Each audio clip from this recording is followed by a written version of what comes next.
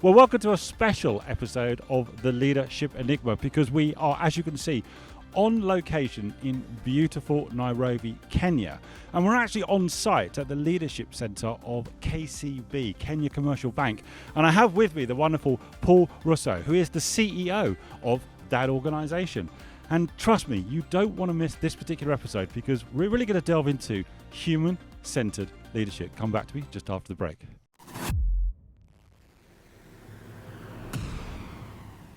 Hi, I'm Adam Pacifico, and welcome to the Leadership Enigma, a world-ranked, award-winning podcast that's insatiably curious as regards what leaders do, how they do it, and importantly, why. We'll delve into the human doing, but even deeper into the human being and the power of human-centered leadership to drive sustainable change. So whether you're an entrepreneur, business owner, corporate executive, each week we speak to global experts, academics, rising stars, ambitious upstarts and disruptors, as together we will discover that success leaves clues.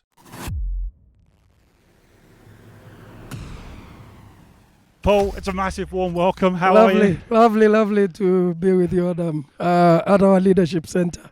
Most welcome. Well, can I just say this is the nicest venue I think I've ever done a podcast, as we sit here on the grass of the Leadership Centre. Absolutely brilliant. And I know we're working together for the next couple of days, and I want to ask you so many questions, but I want to ask you some questions because I think some incredible things happened only this morning. Yep. I want to say to you that I do a lot of work with leadership teams. It's a real privilege to see and meet CEOs all over the world. You opened up an event this morning, and I think, in my experience, it was one of the most passionate and compassionate calls to action I think I've ever witnessed. Where did that come from? I'm humbled, but I would be said that's me. When we normally speak, I say, as a leader, you must show up. Yep. You must be present. I am deeply committed on this role, deeply committed on the transformation of KCB, and really believe I have the best team. I just need to fire them up. When we talk about transforming this organisation, I want people to understand the importance of KCB to Kenyans, the importance of KCB to the critical infrastructure of an entire country. Can you just help people understand how that fits in, so they really understand the context of what it is you do and how important it is to millions of people? So I think if I was to use a number of matrices, we're present in 7 Eastern Africa countries. Right. We serve over 33 million customers. Yes.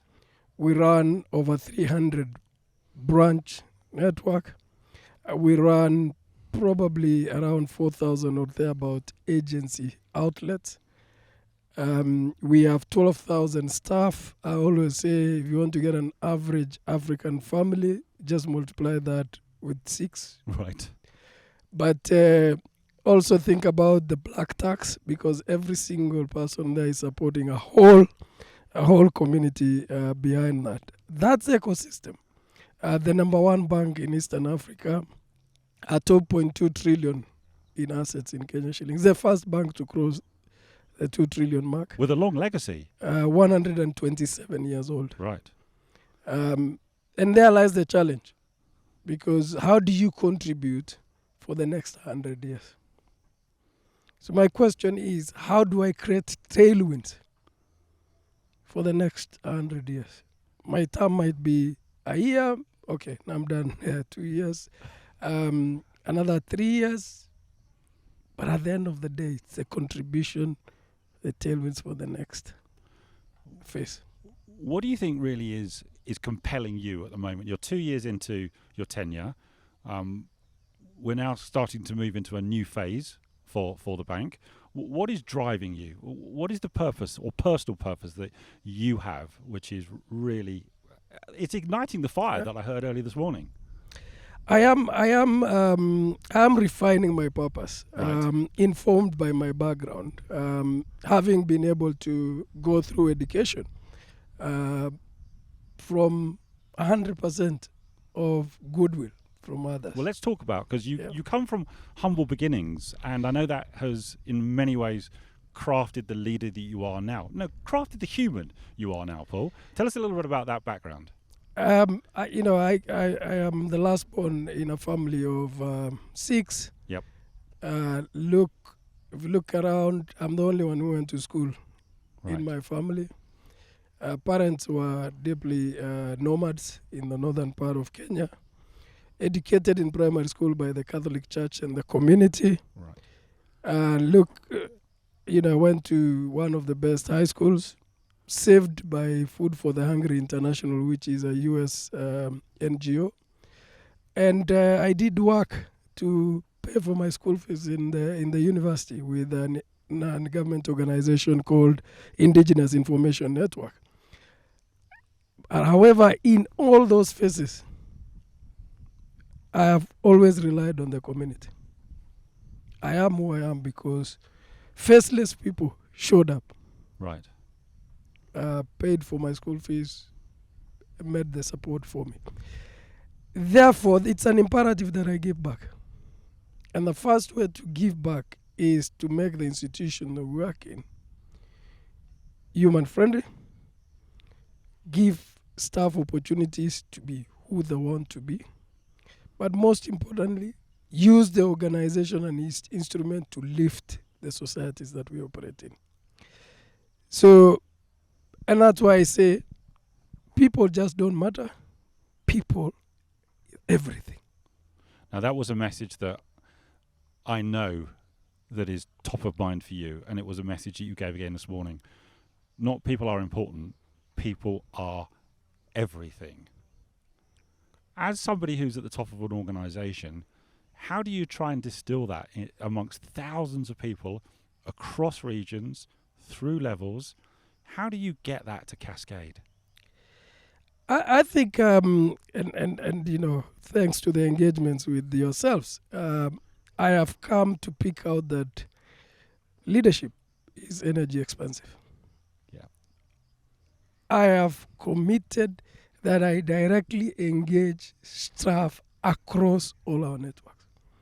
I invest time, personal resources to ensure that that message is consistent and that staff have access to myself. I do very simple things. My phone number is published across the organization. Right. When I go to forums, it may sound something crazy for CEOs to do.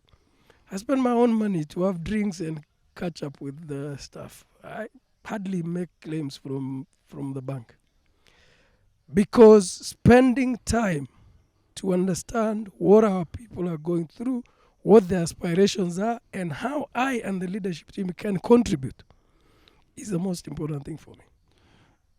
In the role that you have, and you say you've been in tenure now for 2 years as the CEO of KCB right across the board, what do you think has been your biggest learning in those 2 years? A number. One is I was already in the organization for around 8 or 9 years. 8 is that you could be in the same organization, but you actually don't understand the organization fully. Right. And some things will show up. The second bit is at the top, you must be able to absorb the tough news and not be able to pass that to consume it. Just consume that, absorb that, and let everybody run. Because here is a real example. So 2023, we downgraded 56 billion equivalent Kenya shillings of facilities. But a branch that is around about 400 kilometers from Nairobi delivered year-on-year 200% improvement of performance. Wow. They don't give a damn about your downgrade. They over-delivered. You have to be able to take the negative side and make sure that those guys thrive and get their reward for what they've done. And that's exactly what I've done in 2023.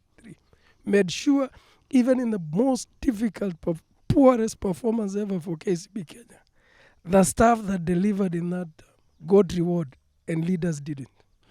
As the CEO, you are someone who is a role model, who is looked up to by many thousands of people, and they will hope and feel that you have got them. Who's got you? You've got to realize sometimes it's lonely, For sure. extremely lonely. But for me, I anchor it on my family, Right. on the leadership team. But as I said earlier on, when leadership is energy expensive, it is my duty to make sure that the core or the majority of the organization is in my corner. That's the value of going out and engaging and aligning with them. But I have a very strong board, and I've had every support from the board. A lot of research that we've done has identified perhaps what we already know, that leadership and culture are significant differentiators now to any business, especially in a post-pandemic environment. Paul, you and I have had this conversation about the importance of connecting, reconnecting and staying connected with people. I know you get that. But tell me, we're sat here in this amazing KCB facility, which is the Leadership Centre. Has that always been the case, that leadership has been at the core of KCB's strong legacy? Has it increased since you've come into post? Where's that emphasis on leadership come from for the organisation, which is 127 years old now? Yeah, I think we needed to recalibrate when I took over. If you look at the history of KCB, it's been about numbers. But then we were coming into a space that I was taking over, and I knew that the news on the numbers would be negative. Then you got to ask yourself, what is the most sustainable way to drive this organization? And that was, let's relook at our purpose. Okay. Everything KCB spoke about in the past was about being number one. It never spoke about people. And I just felt there is no way we can build a sustainable organization without getting back to the core. So, towards just as I picked up, we delivered new purpose for KCB. Right. Co-created for people, for better. It means in every touch, every human being stakeholder, anything that we do, we leave them better. And that then speaks to the values, speaks to the behaviors that we drive. But we didn't stop there. Okay. We then said we need to recraft our strategy. And I'm glad, and yet it's been an input from all stakeholders across the 7 countries. We ended up with a strategy dubbed Transforming Today Together. You can't run into transformation without people. You cannot create a sense of urgency. It rotates around people. And if you look at together, it's a collective because you want to rally the organization together. So the next phase of success for KCB is going to be around people. People are the only thing that will change the organization. I think in our last discussion, I said 3 things will define KCB for the future. Right.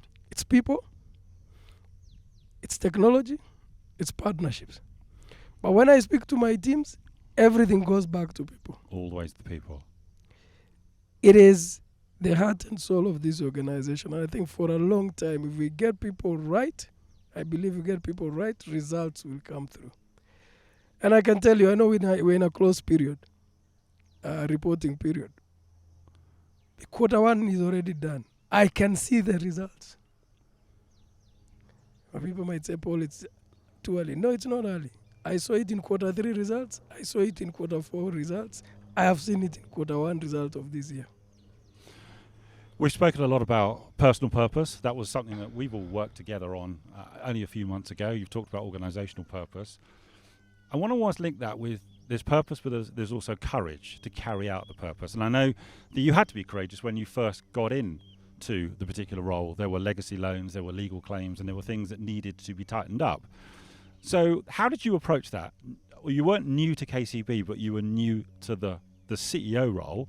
How do you align that purpose and that courage in order to drive the organization forward, even if you have to go through a period of discomfort before you start to see traction? So and I have the benefit of coming from the human capital side of the organization. That's your background, isn't it? That's Through my the background. HR role. And we knew that the book in KCB Kenya was not good. It's Right. not the whole of the organization. We had spent time cleaning up the rest of the organization. I needed to align all stakeholders. Right. The board members, the management team of KCB, the group executive team. But there's always that nervousness. Do you really want to take this damn thing to go? Be careful what you wish for. And somebody has to step up and do it. And two reasons why I stepped up. One, I did not want it to be part of my legacy. Number two, I think I owed the teams to cut off what they're now calling the sins of our forefathers. Right. And make the organization light and let it move. Somebody has to take responsibility. Somebody has to take the flak for that. I chose to, for the sake of the team. Why? Why did you choose that, though? There are two different ways. Formal way to respond to that question and a formal way to respond. Sure. First is I interviewed, and I remember saying to HNS team, as well as the board, Yes. there is pain coming. You knew, didn't you? Knew there is pain coming. Number two is I believe in the performance capability of KCB. I do. And I needed to unleash that performance capability. The only way to do it is to cut off that historical baggage. I go back to Q1 results. Watch when we announce those results. They reflect the value of making that courageous decision. But I'm the leader. And accountable. I've always told the board, I know of the date I started the job. I do not know of when it will end. Certainly it will come. But I will be responsible of what happens between the start and the end. I'll not pass that responsibility to anybody else. Now, I know for a fact, because we know each other quite well now, that resilience is a core capability for you. Just help people understand, where does that resilience come from? Because it is something that's showing up on many of the leaders within this region. But what are your thoughts in relation to the importance of resilience, and where is that strength coming from for you? So I'll say, as I said earlier on, I grew up in northern Kenya. Yep. Parents who have not gone to school, bless them, they are now passed on. In a family that was really, struggling. Yep. And I made one personal commitment because I had a very passionate dad and mom. Right.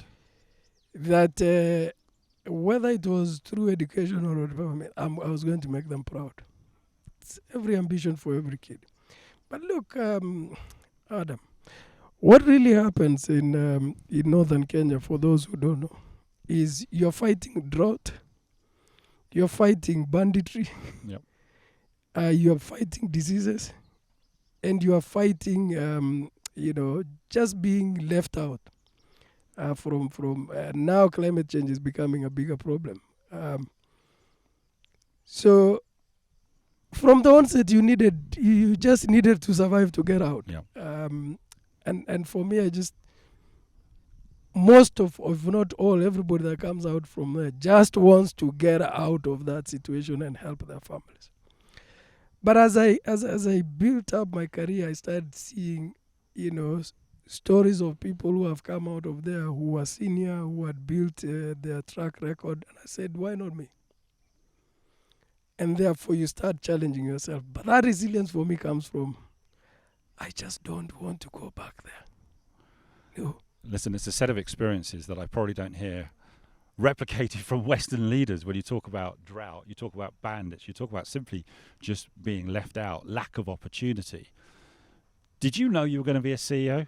Or have you just taken opportunity as and when it's identified itself?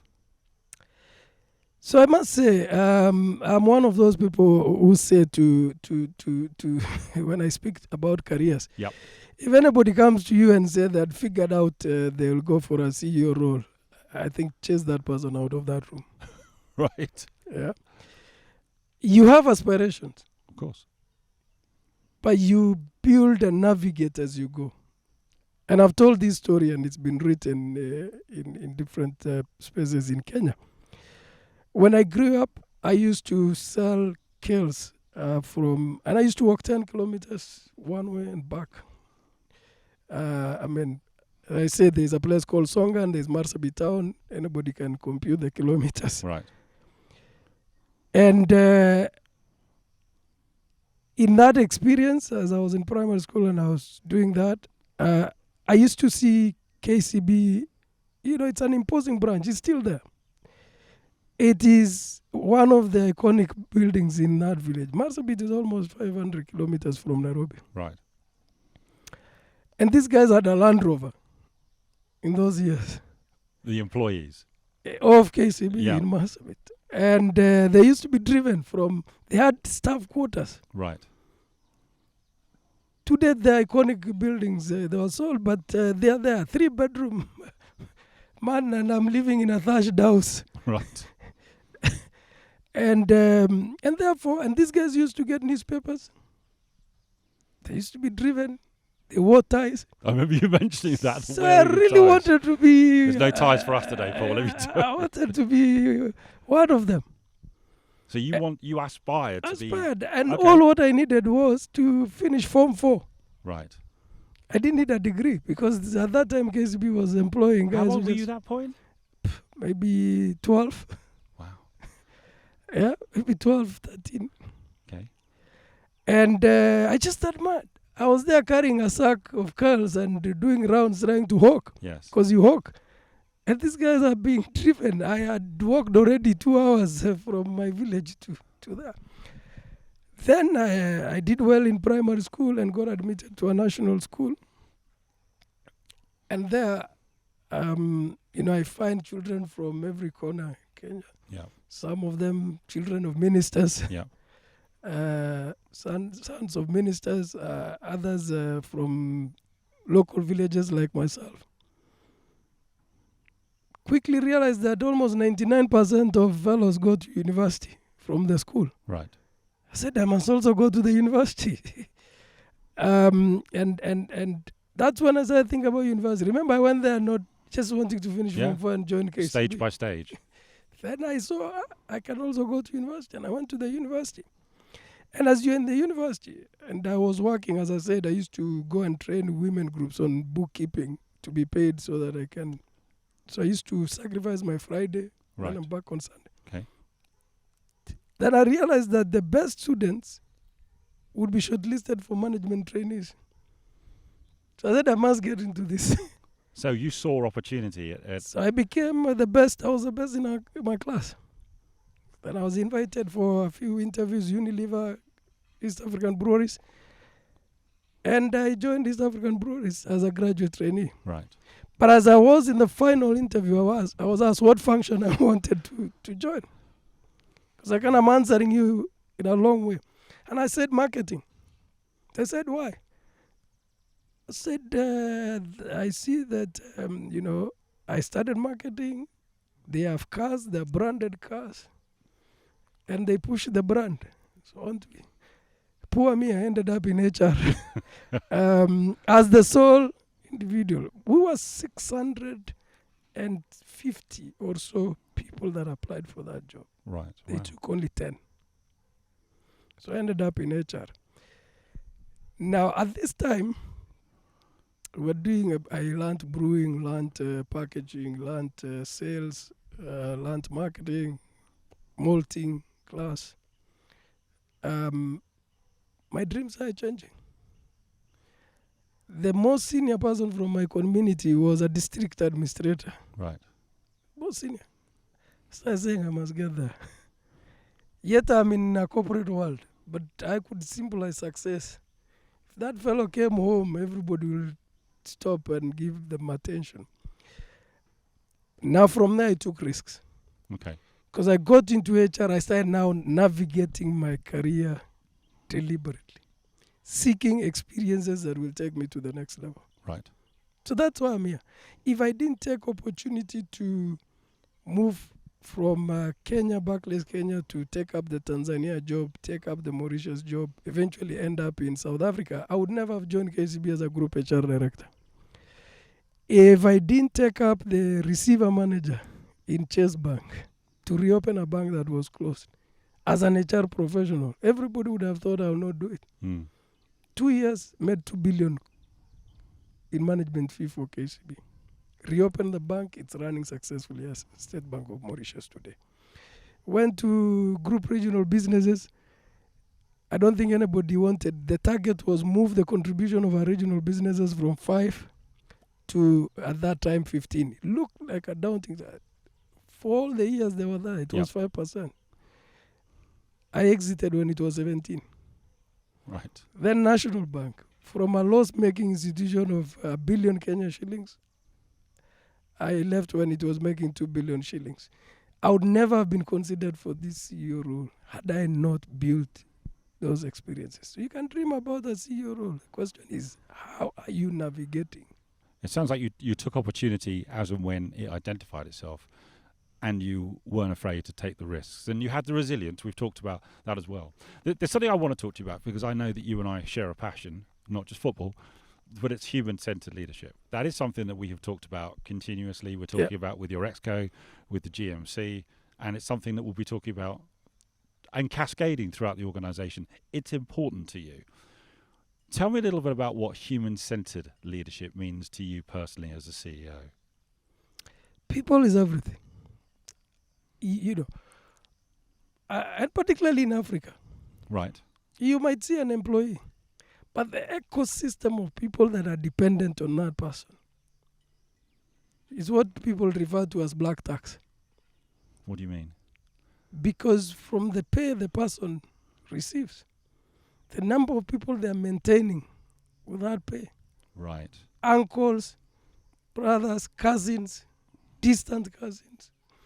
There is almost an entitlement that they must get help from that person. Right. So there is a whole ecosystem of human beings around that one person. But beyond that, you know what? You're going to rely on that person to deliver what you're trying to do. The least you can do is take care of that person. The least you can do. If you just let that person thrive as a human being, recognize that person as a human being, they will surprise you. Right. One, because you or whoever in the organization had set standards for them to be interviewed to get that role. So they already passed. There was a basic minimum you asked for. They had it. All what they're asking for is give me the space to surprise you. Give me a little more belief. Just step in and lift me when I need you. The results will come. And that then will require you as a leader, to be empathetic, to be okay, to be vulnerable. Really, many people don't believe that they're paid to care. Paid to care. Right. Right? They think they're paid to deliver results. No, results will come. Well, we've said, haven't we? Because if you don't care, don't lead. Yes. So it's a reminder. Because I want to build a sustainable organization. I really want. And most importantly, we operate in 7 markets. Right.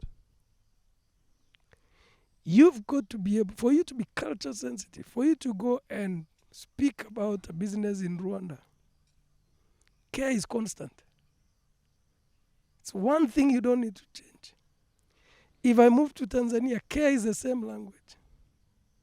But if I was going to speak about numbers, it's a different connotation between the countries or deliverables. But if I went and spoke about care in Uganda, I spoke about care in DRC, the same. It's almost like a DNA. It's constant. Right. And I don't need to act. It's either you care or you don't care. And if you try and act, they'll see through, you will not sustain. So I want my team to actually just get out of the way and really care. When you finish your role, and there's much to do, and it's an exciting time for you, and I'm glad we're part of the journey with you, But when your role as CEO is finished, what do you hope your legacy will be known as in that role? At the end of the day, I would want to make sure that I've built sustainable numbers. That's constant for any CEO because you want to deliver return to shareholders. Yep.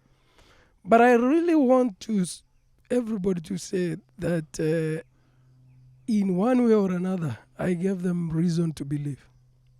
Reason to believe. Just one more reason to believe. In every single day, particularly this side of the world, everyone is going through a lot of challenges. And there is reason to doubt yourself. I really want to just say, they can use their own words. But I said, that gentleman gave us one more reason to believe. I've got a final question for you. KCB is serving millions and millions of people, and we said is really part of the critical infrastructure of a country. And you're working across multiple countries as well.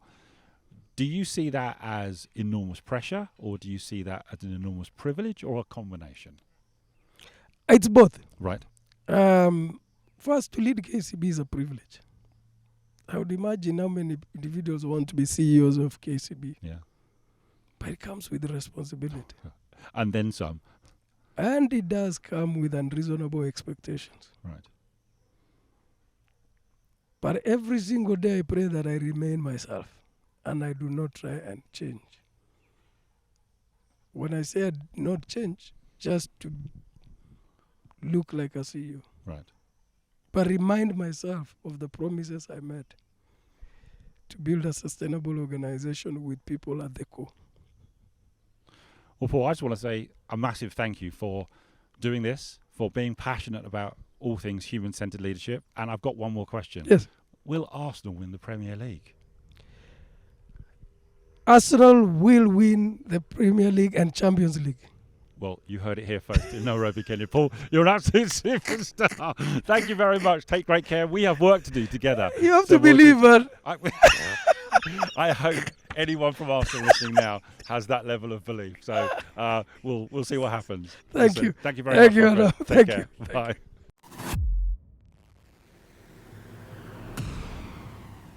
Join us again next week for more curiosity and insight with the Leadership Enigma. We'd love to hear your comments on today's show as well as suggestions for future topics and guests.